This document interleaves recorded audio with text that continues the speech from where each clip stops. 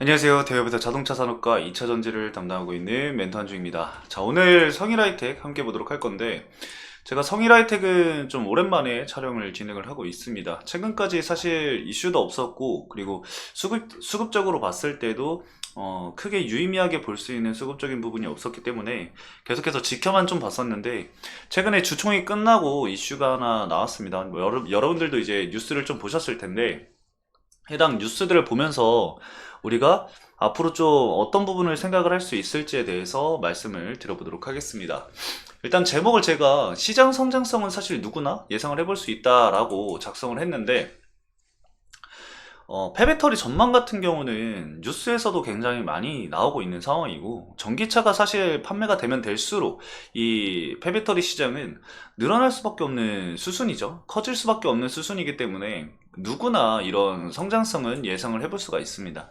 하지만 그 상승 트리거가 될 수 있는 이슈가 당장은 부재하기 때문에 차트상 주가의 움직임도 그렇게 크게 좀 나오지 않고 있는 상황이죠.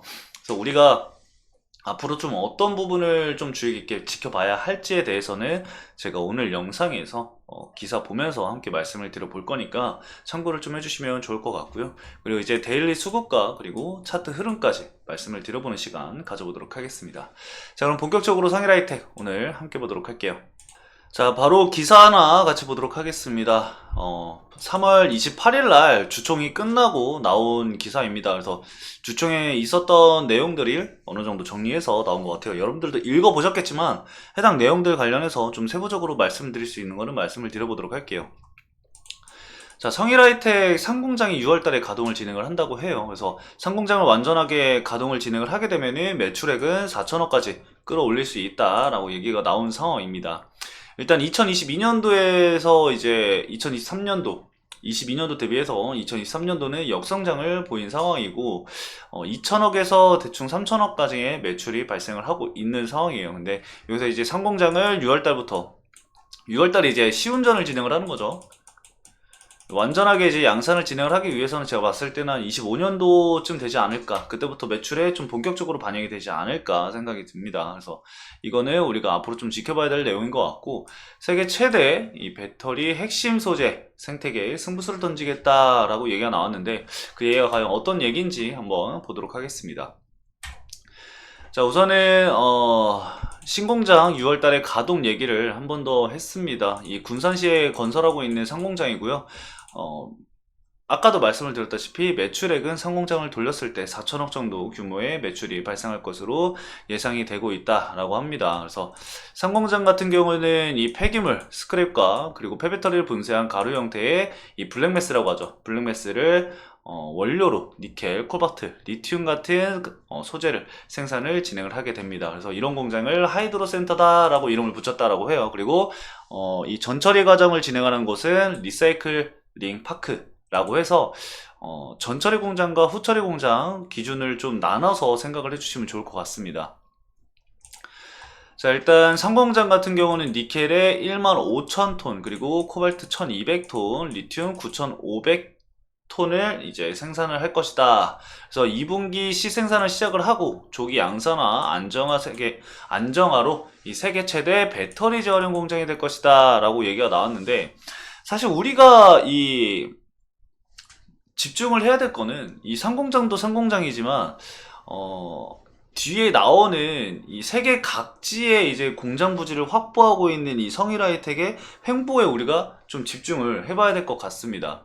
그래서 일단은 좀 꾸준히 좀 다시 기사를 읽어보면은 니켈, 코발트, 망간 등을 사용하는 사목뿐만 아니라 리튬 인산철과 그리고 전고체 배터리 재활용도 대비를 현재 하고 있는 상황이고, 여기가 좀 중요한 것 같아요. 미국의 인디애나와 조지아, 이거는 이제 작년 6월인가 아마 7월 달부터 계속해서 이야기가 나왔던 것 같아요. 그리고 유럽, 독일과 스페인 외에도 아시아, 인도네시아의 거점을 마련해 오늘 2030년도에는 매출 1조 원을 달성하기 위한 기초를 마련을 하겠다. 그래서 리사이클링 파크와 그리고 하이드로 센터를 순차적으로 마련할 방침이다 라고 나와 있는데, 사실 이런 부분들이 가장 저는 좀 중요하다고 생각을 해요. 현재 북미에 전기차, 우리 배터리 3사, 뭐 셀메이커 3사, 뭐 LG 에너지솔루션이라던가 뭐 SDI, SK온, 그리고 국내를 떠나서 글로벌 완성차 OEM사들이라던가 북미에 현재 투자를 굉장히 많이 했고 공장을 굉장히 많이 지었습니다. 그렇기 때문에 이 부분을 좀 대응하기 위해서 북미를 진출했다라는 거, 이 미국의 인디애나와 그리고 조지아 쪽에 지금 현재 진출을 했다라는 점을 우리가 좀 긍정적으로 봐야 될 것 같고요. 그리고 유럽 쪽에도 이제 독일과 스페인에 이제 진행을 했습니다. 이걸 왜 봐야 되냐면은 이 유럽 같은 경우도 현재 역에 이 폐배터리가 역의 이후로 좀 반출되는 것을 막고 있는 상황이고 그걸 또 이제 규제로 막을 생각입니다.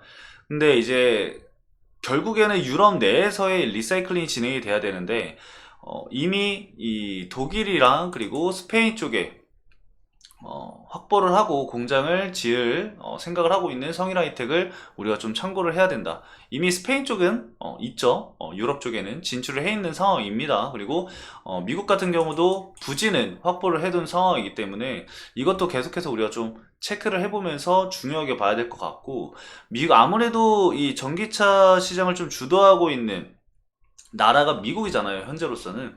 근데 이 폐배터리 관련해서도 뭔가 결국 이 미국에서 좀 주도를 하지 않을까 생각을 하고 있습니다. 그래서 선제적으로 이 성일하이텍이 좀 부지 확보라던가 이런 부분에 있어서 빨리빨리 움직이고 있다는 점을 우리가 좀 지켜봐야 될 것 같아요. 그래서 2030년도는 매출을 1조 원을 달성하기 위함이 이제 목표다라고 했는데 제가 봤을 때는 조금은 좀 더 빠른 시일 안에 매출 1조를 달성을 할 수 있지 않을까 생각이 들고 있습니다. 현재 폐배터리 시장 같은 경우는 연평균 17%씩 성장을 하고 있는 상황이고 오는 2025년도에는 208억 달러 그리고 2040년도에는 2,089억 달러로 현재 상회할 것으로 예상이 되고 있습니다. 그래서 가파른 성장세가 좀 예상이 되고 있기 때문에 현재 유럽이랑 그리고 북미 그리고 인도네시아까지 현재 거점을 마련해 둔다라고 한다면은 충분히 매출 1조까지는 좀 빠르게 달성을 하지 않을까 생각이 들고 있습니다. 우리가 이런 부분을 좀 지켜봐야 될 부분이 뭐냐면은 폐배터리 발생과 그리고 이 폐차 시장 쪽을 우리가 좀 참고를 해야 해요. 그래서 간단하게 좀 다른 기사를 하나 좀 더 보여드리면은 다른 거는 솔직히 다 안 봐도 됩니다. 이게 이제 4월 2일 날 오늘 나온 기사인데 다른 내용은 안 봐도 되고 제가 좀 체크를 해둔 게 있습니다. 이 체크를 해둔 표시를 보면은 지난해까지 이 사고난 전기차만 좀 입고가 됐었는데 폐차 시장이죠. 폐차 시장에 전기차가 입고됐었는데 올해부터는 2013년도에서 2014년도 출시했던 이 1세대 전기차들이 수명이 다해서 입고가 되기 시작을 했다라고 해요. 그래서 지금부터 이 입고되는 부분이 굉장히 많아질 것이다 라고 생각을 하고 있습니다. 그래서 이 데이터를 우리가 좀 꾸준히 지켜보면서 이 데이터가 급격하게 상승하는 시점이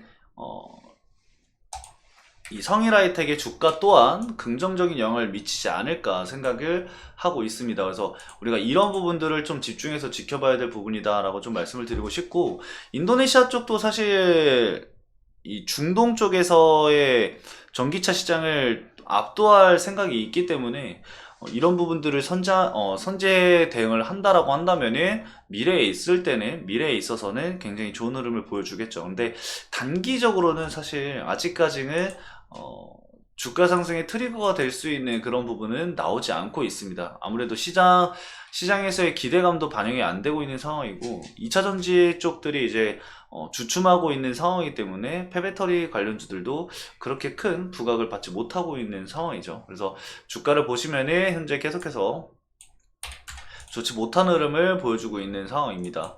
제가 과거에서도 말씀을 드렸듯이 차트상으로 봤을 때는 이전 전 저점을 깨지 않고 현재의 자리를 고수해주는 게 가장 중요하다라고 좀 말씀을 드렸습니다. 현 시점에서는 해당 자리를 좀 고수하는 게 가장 중요한 상황이고 장기 평선을 사실 계속해서 돌파를 하지 못했던 시점이기 때문에 장기 이평을 돌파를 하면서 추세 전환이 나오는지를 좀 지켜봐야 합니다. 그래서 단기 이평선이 장기 이평선을 골든 크로스하는 시기를 우리가 좀 더 유심히 지켜볼 필요가 있다라고 좀 말씀을 드리고 싶고, 거래대금도 지금 보면은 과거에 비해서 굉장히 나오지 않고 있는 상황입니다. 이 부분도 좀 우리가 중요하게 봐야 될 부분 중에 하나다라고 좀 말씀을 드리고 싶고, 최근에 이 금융투자 쪽에서 매수세가 좀 유입이 되고 있는데 그렇게 큰 물량은 아니기 때문에 조금은 좀 지켜봐야 되지 않을까. 큰 돈이 들어오고 있는 상황은 사실 아닙니다. 그리고 골드만삭스 쪽에서랑 그리고 노무라 증권에서 매수세가 유입이 되고 있는데 이 물량도 사실 그렇게 크진 않아요.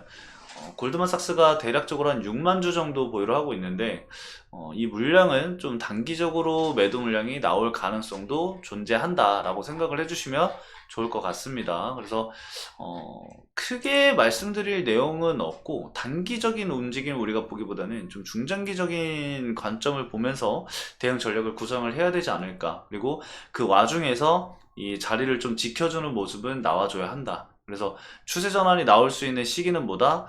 단기 이평선이 이 장기 이평선을 돌파하는 골든크로스가 나오는 시점에서 거래대금이 터져주는지, 그리고 매수의 주체는 어디인지, 그리고 해당 이슈가 나왔을 때 수급적인 이런 트렌드가 나왔을 때 과연 그 상승 트리거가 됐던 이슈는 어떤 것일지에 대해서 좀 봐야 될 것 같습니다. 그래서 그때가 된다라고 한다면은 추가적인 이슈가 어떤 이슈가 나왔고 우리가 어떤 걸 봐야 될지 다시 한번 말씀을 드려보도록 하겠습니다.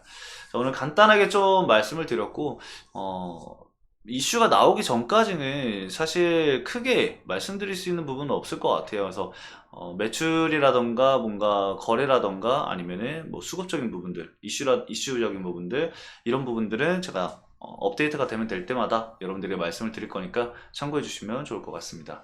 자, 오늘 성일하이텍 여기까지 말씀을 드리면서 저는 다음 시간에 더 좋은 내용으로 찾아뵙도록 하겠습니다. 감사합니다.